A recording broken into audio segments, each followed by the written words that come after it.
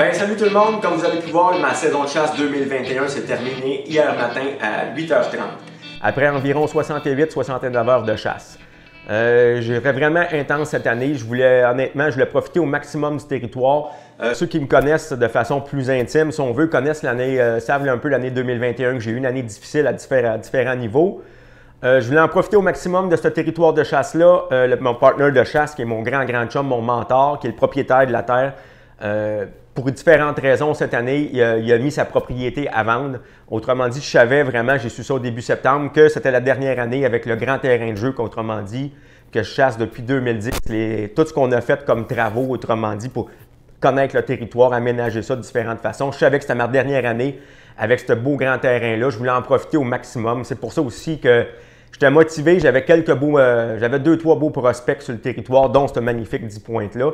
Je voulais en profiter au maximum. Fait que c'était certain que je laissais passer encore une fois, comme je fais tous les saisons, des bucks d'1 an et demi.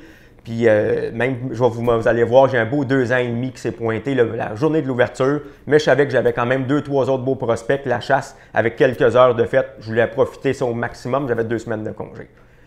Ce buck-là, je vous parle maintenant de l'histoire de ce buck-là. Un magnifique 10 pointes, mon premier 10 pointes. La seule fois que je l'ai pris sur caméra de surveillance cette année-là, ou que quelqu'un l'a vu, on ne l'a pas vu en visuel à part moi, le 2 novembre, j'ai fait un faux grattage. Ceux qui suivent un peu ce que je fais, j'ai fait un faux grattage avec le sac interdigital d'Instinct Sauvage. La semaine d'après, j'ai introduit de l'urine de femelle en chaleur. Et ce magnifique buck-là est venu dans le faux grattage. C'est la vidéo que vous allez voir passer. Il a vraiment fait la séquence typique d'un faux grattage. La tête dans les branches, il gratte. On voit ses pattes en arrière qui se collent, qui urinent. Puis il fait son faux grattage. Il gratte, autrement dit, dans le gratté. On ne l'a pas revu ailleurs, aucunement sur les appâts. Dans les 2-3 prospects que j'avais, je n'ai jamais vu sur les appâts, ni dans les autres faux grattages. Par contre, on se doutait qu'il était dans le coin. Même si ça a tiré autour, on reste toujours positif, comme on dit. Fait qu'avec le grand vent qu'on avait, hier, j'ai décidé d'aller m'installer dans une fameuse cache condo. Vous l'avez vu, mon petit commentaire, j'aime pas ce type de cache-là. Pourquoi? La visibilité est beaucoup réduite, ainsi que possibilité de tir, puis l'audition. Mais avec ce qu'on nous annonçait des rafales à 30-50 km/h puis de la pluie, je voulais être certain d'avoir une bonne place pour être le plus longtemps possible. Mon but, c'était de sortir vers 10h, 10h30, aller remettre des appâts, vu que c'était pas une température vraiment, je trouve quand il pleut, c'est l'idéal pour aller peut-être voir certains secteurs. Je voulais aller déplacer des caméras cellulaires, puis revenir et me réinstaller tout de suite après. J'aurais été peut-être parti 1 heure ou 2. Mais je m'installe dans cette fameuse cache-là. Ce que j'aime pas, comme je vous dis, c'est un mur plein en arrière, petite fenêtre à un coin, petite fenêtre à l'autre coin, en avant une petite fenêtre. J'ai un faux grattage en billet. Je n'avais jamais pris à cet endroit-là le fameux 10 pointes en question. J'ai une coulée en avant de moi qui est vraiment dans le bois sale. C'est tout des mélèzes, puis c'est comme tout en terre noire sur le côté, un peu sous-un comme on dit, puis j'ai une autre coulée de chaque côté. Je vous parlais du call, mon fameux call que je fais, bêlement de femelle, suivi de 3 petits grunts de mâle. C'est ce que j'ai fait à partir de 7h moins quart à peu près, environ, je ne check pas ma montre, là, mais je vais au feeling aussi, environ aux demi-heures, j'y allais avec ce fameux call-là. Je sortais ma tête de la cache pour que vraiment que le son soit à l'extérieur, puis je faisais mes calls. Vers 8h25, je refais la même chose, mais j'avais remarqué un petit peu auparavant, vers la coulée à droite, qu'il y avait des beaux frottages faits tout le long de la coulée sur 2-3 mélèzes de fait. Donc, j'étais encore plus craqué quand j'ai vu ça. Ça m'a motivé. Quand la clarté est arrivée, j'ai vu ces frottages-là. C'était vraiment frais fait. Aux jumelles, on voyait que la ripe du bois, si on veut, on le voyait sur la mousse à terre.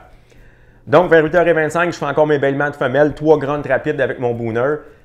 Puis, je regarde ailleurs, je reste toujours alerte. À un moment donné, qu'est-ce que je vois-tu pas? Environ à 125-150 pieds. Ce 10 pointes-là sort la moitié du corps et plus. Il est avancé vraiment sur le bord de la coulée, puis il regarde d'un côté puis de l'autre. Ça n'a pas pris 5 secondes. Dès qu'il a regardé l'autre côté, autrement dit, je vais tourner, si on a des chaises un peu comme ça d'ordinateur, j'ai mis mon pot de noir à côté, j'ai craqué le chien, pouf, dans le vital. La réaction qu'il a faite, j'ai été vraiment étonné. Normalement, quand on tire, vous le savez, soit qu'il saute puis il parte en courant ou peu importe, lui, c'est comme s'il n'avait rien qu'entendu un coup de tonnerre, comme on dit. Il s'est retourné bien tranquillement, puis là, il s'est éloigné de moi. Il a fait environ 10 pieds, puis il a barré là, puis il ne bougeait plus.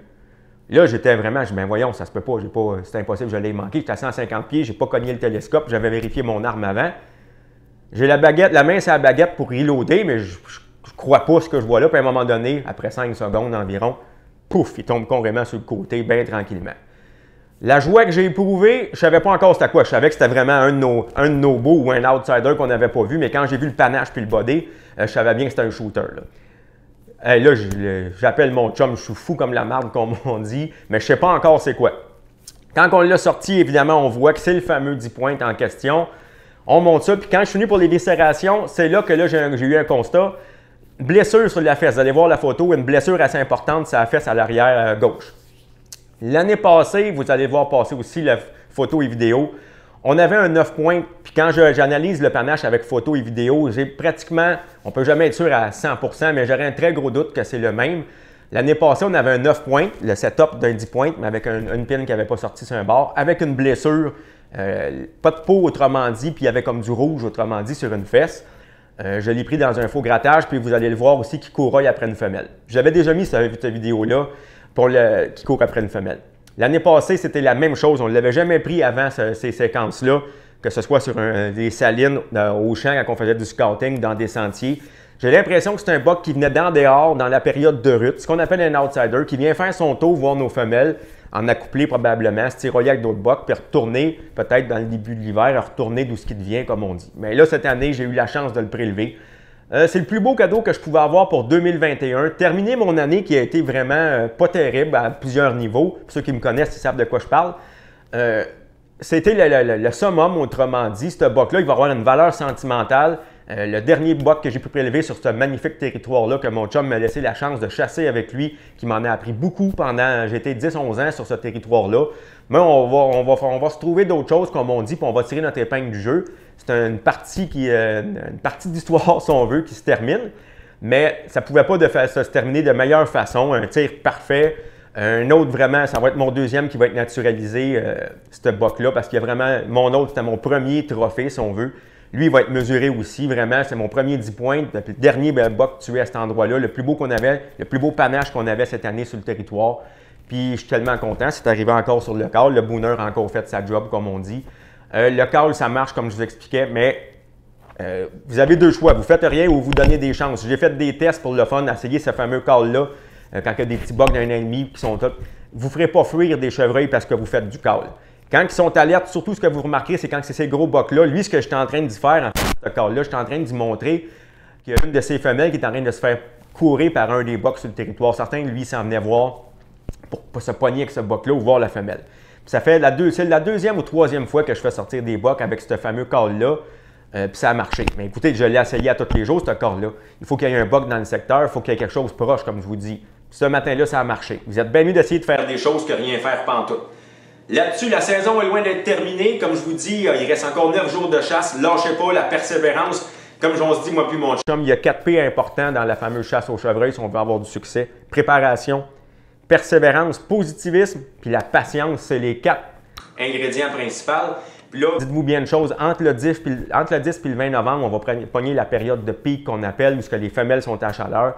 C'est vraiment là, vous mettez du temps, plus que vous allez être de temps dans vos caches, même si c'est difficile, des fois la pluie, le vent, la neige, le froid, il faut mettre du temps si on vient à bout d'avoir, autrement dit. On veut avoir un beau mâle qu'on a vu sur nos caméras de surveillance. Il n'y a pas d'autre secret que ça.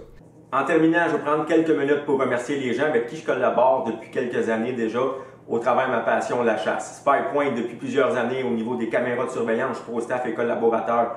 Recall Design, Réal de Recall Design au niveau des appos pour la chasse. Benoît avec Instinct Sauvage au niveau des produits pour les salines puis les nouveautés, les produits, les leurres de chasse, autrement dit. Sam Hunting, Sam Paquette, des produits Sam Hunting qui fabrique des très beaux produits, qui fabrique tout lui-même, que ce soit les courroies de chasse, justement la corde que vous voyez ici pour mes câbles, ces choses-là, des beaux projets encore à venir. Vraiment intéressant, des beaux produits. Sentier Chasse et Pêche avec qui je collabore en tant que collaborateur au niveau du chevreuil, ainsi que mon amie Karine qui m'a fait le magnifique logo, qui est graphiste, mon logo Patrick Paillard, Passion Chasse. Un grand merci. Là-dessus, on se redonne des nouvelles. À la prochaine.